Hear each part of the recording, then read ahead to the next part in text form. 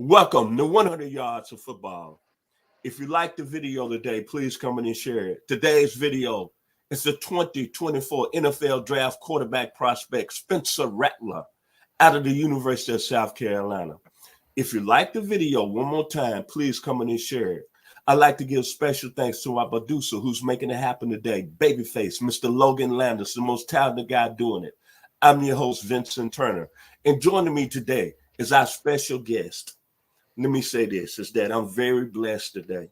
I say that from the bottom of my heart, being 63 years old. I love the NFL draft. It's my passion. Since the late 1980s, I watched every draft and come away like a little kid in a cookie jar. But today, my guest is everything when you want people covering the NFL draft to be, performing at a high level. He's a savant. He's got the experience behind him. As they say, he got the flowers and he got the resume. He was a scout at a young age under Bill Parcells and Bill Belichick with the New York Jets in the late 1990s. He also has one of the top websites covering the NFL draft, firstroundmark.com. And what I love about him, his work ethic. He puts in 17 hours a day covering all these great players across the country. And when you listen to him, when you read his stuff on firstroundmark.com, you get excited because you know what? He's put the time and effort in. And he has a book, Whatever It Takes, a tremendous story. And it'll bring tears to your eyes because of the journey this young man has been on. God has blessed me with a lot of things in my life. But I tell you, one of the biggest blessings is this gentleman joining me here today on our platform here at 100 Yards of Football. So, Mr. Daniel Kelly, how you doing today? And let's get to talking about the young man, product of the University of Oklahoma, by way of South Carolina, Spencer Rattler. What you love about him? Hey, Mr. Turner, thank you so much for the kind words. It's great being back with you, 2024. Thank you so much. It is awesome. Spencer Rattler, there he is on your screen, number 7 on the field and number 1 in my heart. This guy, 6'1", 217. I have now evaluated Spencer Rattler in 29 games since the 2020 season, including 12 games in 2022 and 10 games in 2023 at South Carolina. I love me some Spencer Rattler. Let's get that all the way. I love this guy, always have since I first saw him play at Oklahoma before he got the raw deal there. I love the ice in his eyes. I love what I see in his eyes. Right now, currently, okay, this is where I part with the rest of the NFL draft community in America. Currently, only 4.2% of the NFL draft community on NFL mockdraft.com has him projected as a first-round pick as of January 4th, being today's date.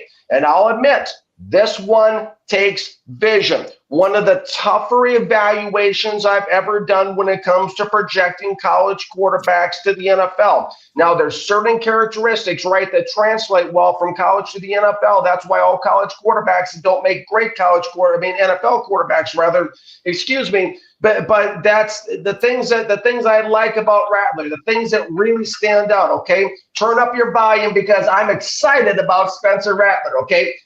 Number 1, fastest mental processing of the 2024 NFL draft. This guy is sharp as a tack, quick, sharp, makes snap decisions. Number 2, biggest chip on his shoulder in the 2024 NFL draft class, okay? Why is that important? Well, we remember a guy by the name of Tom Brady had a huge chip on his shoulder too. That drives him. Number 3, ball security, ball security, ball security. I repeat, ball security, huge in the National Football League. In 2022, in terms of pass breakups, PBUs, I charted personally 2.83 average per game, dropped in 2023 to 1.9 average per game. No question, Spencer Rattler was making better decisions in 2023. He's more of a calculated risk taker now than he was in the past. And so what are the positives I like about Spencer Rattler? Number 7, you see on your screen there. Tough as nails, Okay, let's talk about that. Extremely competitive. This guy you can hit him in the mouth as many times as you want to, and he's going to keep coming back and firing the ball on you. He's athletic. He has some dual role characteristic to him. He can pick up chunks of yardage on the ground. He protects his body, unlike Drake May, who we talked about previously. Drake May runs the ball like he's Derrick Henry, the Titans, half the time. Well, now it's Spencer Rattler. He actually gracefully ducks out of bounds or slides a lot of the time, which is important because you want to keep your franchise quarterback upright and not on injured reserve. Quick movements, as I talked about, smart, witty, quick movements, twitchy movements in the pocket, poise, will stare down the barrel of the pass rush and fire the ball downfield. Good short game, good rolling out either direction, throwing the ball. He can get outside the walls of the pocket. All that stuff is really, really good.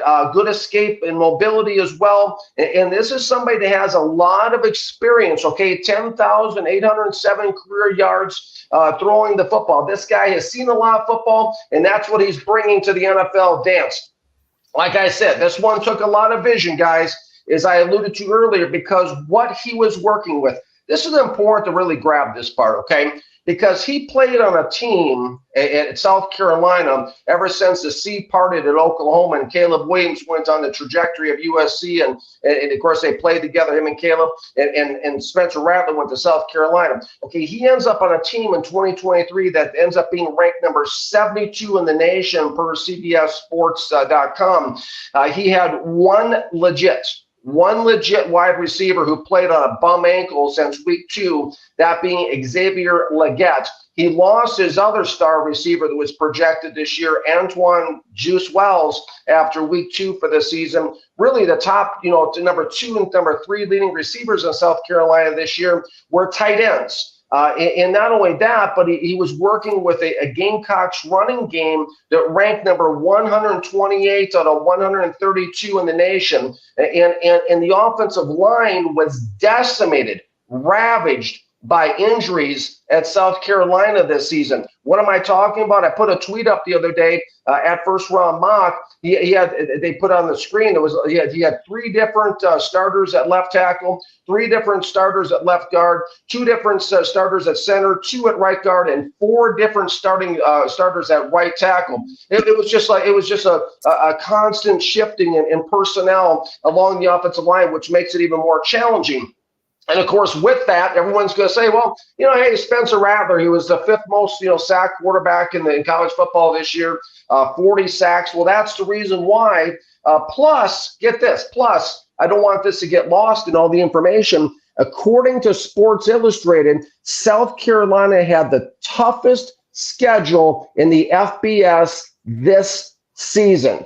So that's the kind of deck he was playing against. That you get to like a Las Vegas, you get to the table. That's the cards that were dealt to him heading into the season. All those challenges, and yet, mind you, Spencer Rattler still produced a higher completion percentage in 2023, 68.9%, which turned out to be higher than Caleb Williams at 68.6%, Michael Penix Jr. at 66.7%, Cameron Ward at 66.6%, Joel Melton III at 64.7%, and Drake May at 63.3%, all of whom had a more talented, higher-ranked rosters and teams those quarterbacks were working with, yet Spencer Rattler, the cream still rose to the top with him. And if you're comparing apples to apples over the course of a college career, get this, Spencer Rattler had a higher college career completion percentage than Caleb Williams, 68.5% compared to 66.9%. Remember that if you're ever on a game show, Mr. Turner.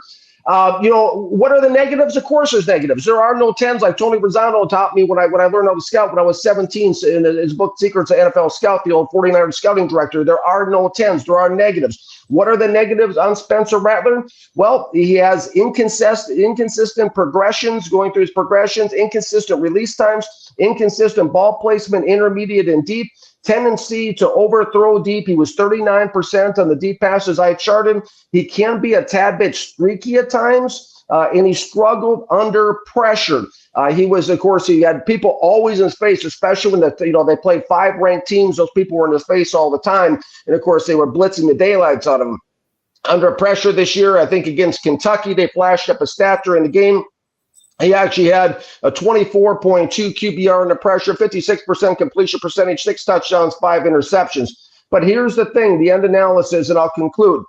You put a better offensive line in front of Spencer Rattler and a better running game and watch what happens in the National Football League. Suddenly, some of those issues magically go away. Case in point, Spencer Rattler with 74% completion percentage at home when he could actually hear himself think and communicate with his offensive line versus being on the road. He was louder, harder to communicate with his offensive line with all his makeshift people coming in and out of the lineup. He was 63% on the road. Spencer Rattler was my preseason QB1 in the 2024 NFL draft, and nothing has changed. He remains my QB1 in the 2024 NFL draft. My best comp for him, none other than the Hall of Fame quarterback Brett Favre. Give me Rattler's address because I want to send him a Valentine's Day card, Mr. Turner. What I like about Spencer Rattler, I like a gentleman who knows how to deal with adversity. I like the young man's arm strength. When you watch him throw the ball, it's like watching Joe Namath back in the 60s or Dan Marino in the 80s. But most of all, here's a guy that came out of high school as the #1 quarterback in the country from QB1, that Netflix series. And there was a lot of people saying that he's arrogant. He's not a team player. He's not this. Remember, he caught a lot of flack when he was in high school. Threw over for 11,000 yards. Then he goes to Oklahoma. He wastes his time behind Baker Mayfield. Then he comes on the scene. He won 2 Big 12 championships. He was the Big 12 championship MVP in the Big 12 championship game. First team all Big 12 that season. And he won a Cotton Bowl championship.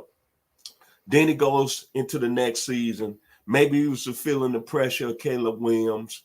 And maybe Oklahoma being down in that game, the Texas and the Red River shootout 28-7.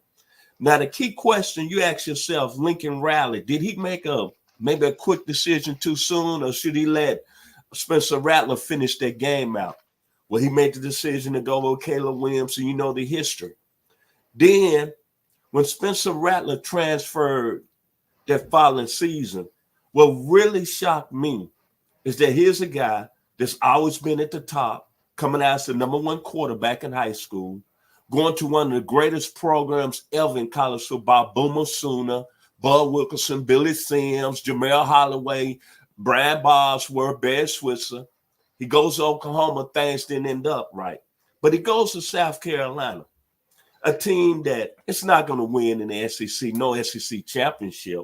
That's not even going to be on the map for a national championship. Let's be for real. But the one thing that stuck out of my mind, DK, he said the reason he chose South Carolina was because of head coach Shane Beamer. He said the guy looked him in his face, has never lied to him. And remember, Shane Beamer was an assistant in Oklahoma at the time that Spencer Rattler was there. Well, coming to South Carolina, there was a lot of feeling among the national media. Is he going to be able to restore South Carolina to the promise of them even being competitive in the SEC? What we going to get? Is a guy going to be a team player? Well, think about this in his first year at South Carolina.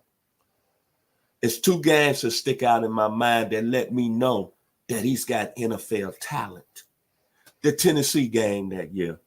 The Volunteers still had a chance to get in the college football playoffs. Biggest show on earth, on ESPN, national television. What do the young man do? He goes for 6 touchdowns, 357 yards that night. As we saying here on 100 Yards Football, this is how we do it. The ball didn't touch the ground. We call it the neighborhood, playing at a high level, the ball not touching the ground. And I say, you know what? Oh, my God. I'm seeing Joe Namath. I'm athletic Joe Namath throwing that thing. Then going back to the next week, Clemson in a rivalry game. Clemson still got a chance to get in the college football playoffs. What does he do? He does what he just did to Tennessee the following week. He goes for 353 yards and 2 touchdowns. 2 teams that's got NFL prospects all over the field. And he comes back and he's throwing it like it's no tomorrow. I'm thinking he's going to come out of the draft next year in 2023. But he said to my loyalty to Coach Shane Beamer, I'm coming back for one more year. And he knew that South Carolina didn't have a team to even compete on the national level. But the first game against North Carolina, Drake May, he sacked 9 times in that football game. But he still almost threw for 400 yards. South Carolina went 5-7 this year. But if you want to talk about another game that you can have on your NFL tape, take that first half against the University of Georgia. A team coming off the back-to-back national championships. The first half, the best player on the field was Rat-tat-tat-tat, my man Spitzer Rattler. My thing is that I love the young man being a first-round talent because he came through adversity. He was able to be meek and humble and take a step back. I'm going to use John 13:7. You don't understand why I'm doing this. Listen to what I'm saying. John 13:7. Powerful message. And even though the young man played banged up and you brought all the injuries he had, he fought through adversity. And I'm going to leave this with Spencer Rattler. I believe it's the 2018 NFL draft, right? There was a young man that had won the Heisman Trophy the season before. Came back, he led the Louisville Cardinals to a record, I believe, the following year, 8-3, 9-4. And into that draft, he ended up being the last quarterback picked as the last pick of the first round. And really, let's be honest, it was just kind of like a favoritism pick that Ozzie Newsome, who was the GM with the Baltimore Ravens, was really doing the Ravens a favor. Because I still don't think if they had another GM, Lamar Jackson wouldn't win in the first round. And I remember what Lamar Jackson said. Deion Sanders was interviewing him on the NFL Network. He said this, and he looked into the crowd. He looked into the audience. He said, you know what? That's all right. I'm going to bring a Super Bowl in the next few years. Well, Lamar Jackson's career, he's had an MVP season, but look how God has brought this in. John 13:7 again, baby. The Ravens are the number 1 seed. And in my book, they are the team that's going to be one of the teams going to the Super Bowl this year. Just look what they did to the San Francisco 49ers last Monday night, who's considered the best team all in the NFC. I got to say, Spencer Rattler's got a little bit of that in him. I wouldn't bet against him. He's a gentleman that's had the highs. He's a gentleman that's had the lows. He's a gentleman that's played with, I want to say, not a school that's not really at a high level, because South Carolina's had some success in their football history. But you saw what the gentleman did. He said, you know what, let me take a step back and maybe I need to look at my life, John 13:7. But look where he's at. Now, even now, you look at all the, I want to say, postseason NFL draft mock drafts, they don't even have them in the first round. I seen them in the second round as the highest. I even seen one draft expert on a very high level draft board at CBS saying, I want to take them to the 4th round. I'm going to tell y'all this, and you better listen to Daniel Kelly, and you better listen to me. Lamar Jackson, too. He gets with a team and gets some real serious talent around him. This gentleman's going to be playing in the Super Bowl in the next couple of years. Final words about Spencer Rattler here today on 100 Yards Football, Mr. Daniel Kelly. Absolutely, Mr. Turner. Love the passion, love the background information, love the analogies, love how you bring the puzzle together for us here on this show. And, you know, it's funny, again, you're touching on, I got the hat on, I must have worn the right hat today. You're touching on Joe Namath. Of course, it all started with Joe Namath with the Jets. I was sitting in Bill Belichick's office one day making a cut-up tape, and Joe Namath walks by me in the hallway. You know, and you touched on something very important. You know, when he goes from Oklahoma to South Carolina, I think we really need to pay attention to. As far as all the NFL draft platforms, if you've seen one, you've just about seen all of them. No disrespect intended, but you got to watch the game film. You got to see this guy, like you're talking about these games. 5 games of 300+ yards passing this year, over 10,000 career yards. You got to turn on the game tape and watch this guy, because you can't just listen to what the national pundits say. But here's the thing I want us to really catch in a final concluding note here is that going from Oklahoma to South Carolina, what Spencer Rattler did, and not only that, going to a program that wasn't as accomplished as South Carolina when he ended up there, was he showed he has the ability to adapt to a different environment. And with all these challenges around him with talent and so forth, he's still able to put up a higher completion percentage than all those, NFL draft prospects I named off for quarterbacks in 2024, including Caleb Williams. Think about that. Think about what this guy is going to be, like you talked about, the next couple of years in the Super Bowl. Think what this guy is going to be when he actually has a decent, solid offensive line in front of him and a running game and maybe a receiver or two. I love Spencer Rattler. I've loved him all along. He's my favorite quarterback I've seen in the last 3-4 drafts. I love this guy. I can't wait to see him play in the National Football League. I'm excited. And I tell you what, like I said, QB1 2024 NFL Draft and first round mocks big board.